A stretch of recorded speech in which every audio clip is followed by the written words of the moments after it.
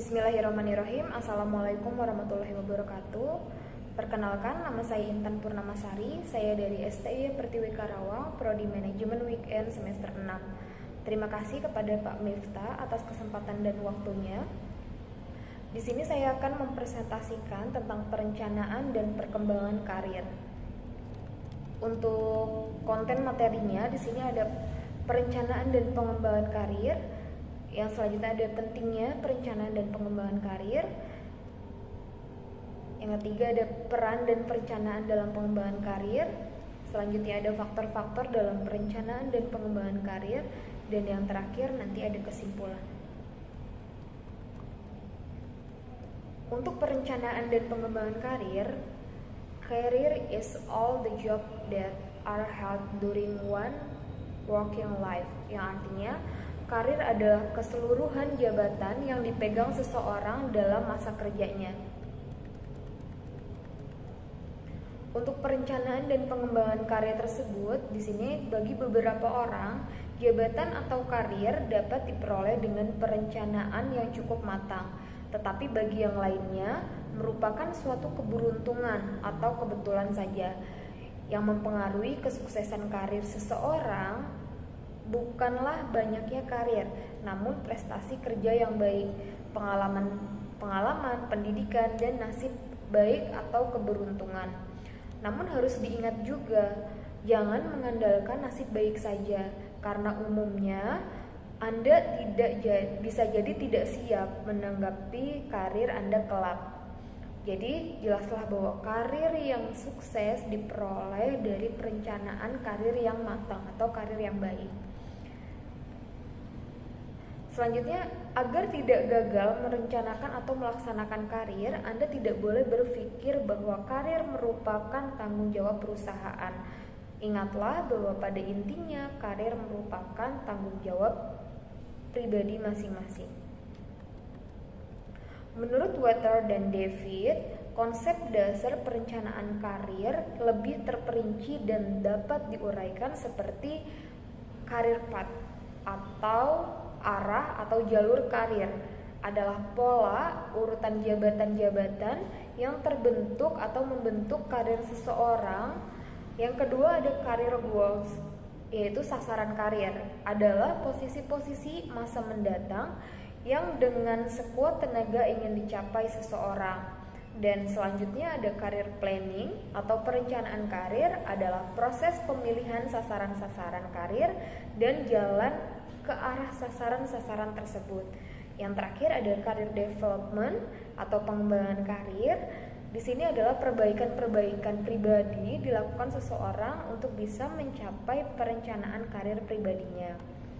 Oke, di sini ada pentingnya perencanaan dan pengembangan karir.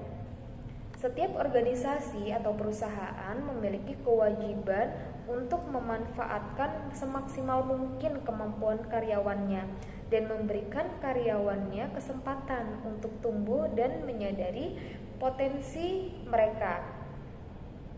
Perencanaan dan pengembangan karir ini adalah proses di mana seseorang menjadi tahu atribut pribadi yang berkaitan dengan karir, seperti contohnya keterampilan, minat, terus pengetahuan, motivasi, dan karakteristik lainnya. Dan di sini menurut James Walker menyatakan bahwa organisasi butuh menggerakkan individu melalui jalur karir untuk mengembangkan kemampuan yang diperlukan guna mengisi tingkat dan tipe pekerjaan manajemen yang ada dalam organisasi tersebut. Di sini tampak pentingnya perencanaan dan pengembangan karir, di mana jika tidak dilakukan, organisasi akan mengalami stagnasi atau mencari pegawai baru, sehingga biaya akan lebih mahal. Oleh karena itu, biasanya dibutuhkan perencanaan dan pengembangan karir untuk menjawab pertanyaan-pertanyaan seperti bagaimana kira-kira saya dapat maju di organisasi, atau mungkin apakah promosi yang dilakukan berdasarkan senioritas atau prestasi kerja. Mungkin ada juga mengapa atasan tidak memberikan nasihat mengenai karir saya. Contoh-contoh seperti itu, jika organisasi atau perusahaan tidak memberikan fasilitas untuk memuaskan pegawainya, maka pertanyaan-pertanyaan seperti di atas itu tidak akan terjawab.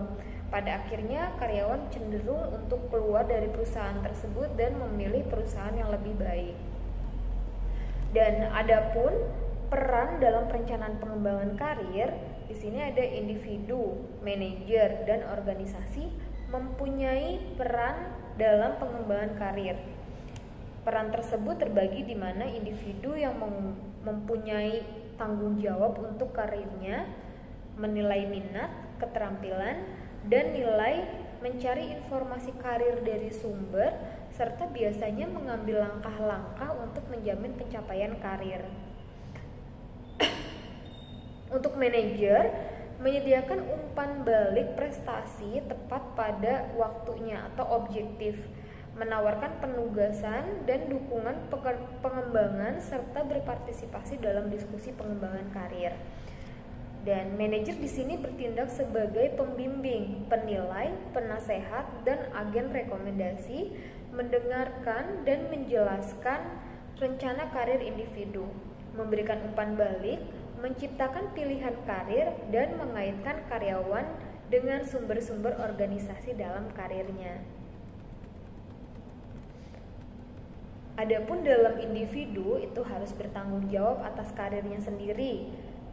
Yang selanjutnya ada menilai minat, keterampilan, dan diri sendiri, mencari informasi karir dari sumber daya, serta manajer itu memberikan umpan balik kinerja pada waktunya yang tadi kita jelaskan. Dan selanjutnya ada faktor-faktor dalam perencanaan dan pengembangan karir. Dalam perencanaan dan pengembangan karir ada beberapa faktor yang patut dipertimbangkan. Antara lain tergambar dalam yang pertama ada mengidentifikasi tahapan karir. Karir setiap orang berlangsung melalui beberapa tahapan utama yang meliputi tahapan pertumbuhan, tahapan eksplorasi, tahapan pemantapan, tahapan pemeliharaan, dan tahapan kemunduran.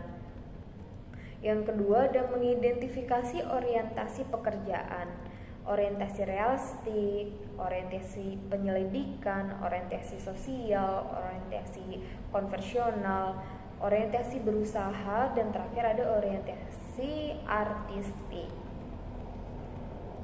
Yang ketiga ada mengidentifikasi karir archer.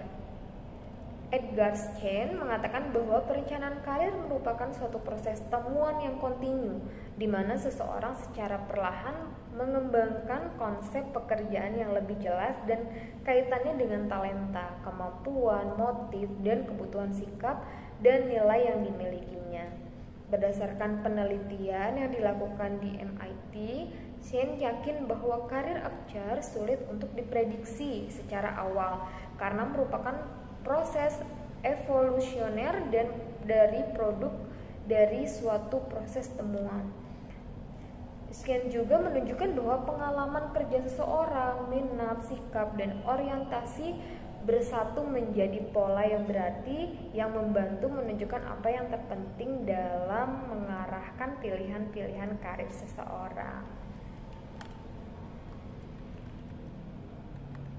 Dan dalam studinya diperoleh 5 karir archer, yakni sebagai berikut. Yang pertama ada technical functional karir archer, yaitu orang yang memiliki technical functional karir archer yang sangat kuat, cenderung untuk menghindari pekerjaan-pekerjaan manajemen umum. Yang kedua ada kemampuan manajerial sebagai karir archer, yaitu orang yang demikian memiliki motivasi yang kuat untuk menjadi manajer dan pengalaman karir mereka memungkinkan untuk mereka meyakini bahwa mereka memiliki keterampilan dan nilai-nilai yang dibutuhkan untuk mencapai posisi manajemen tersebut. Untuk kreativitas sebagai karir archer, di sini menurut Schein, orang tampaknya memiliki kebutuhan untuk menciptakan sesuatu yang mutlak merupakan produk mereka sendiri, dan kebebasan dan otonomi sebagai karir archer Beberapa orang tampaknya ingin bekerja bebas dan bekerja sendiri. Orang yang demikian dapat memutuskan untuk menjadi konsultan, profesor, penulis, freelance, dan memiliki bisnis eceran skala.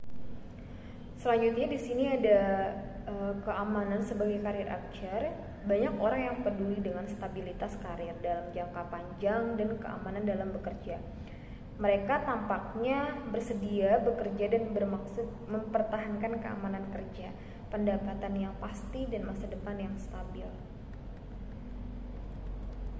Dan untuk kesimpulan, tanggung jawab pribadi dan organisasi atau perusahaan, di sini kesimpulannya, perencanaan dan pengembangan karir merupakan tanggung jawab pribadi dan organisasi atau perusahaan yang biasanya didukung oleh manajer. Secara pribadi, Anda bisa melakukan dengan cara memperbaiki prestasi kerja, menampilkan diri atau exposure, meletakkan jabatan sekarang dan ambil karir lain yang lebih cocok, loyal terhadap organisasi, minta bantuan orang lain untuk menjadi mentor, menjadi case subordinate, mengikuti program-program pengembangan seperti training atau kursus lainnya. Kemudian organisasi atau perusahaan juga akan membantu Anda menggerakkan dan mengupayakan perencanaan dan pengembangan karir melalui beberapa faktor di atas. Mungkin cukup sekian dan terima kasih. Kurang lebihnya saya mohon maaf. Saya akhiri, wabillahi taufiq wal hidayah. Wassalamualaikum warahmatullahi wabarakatuh.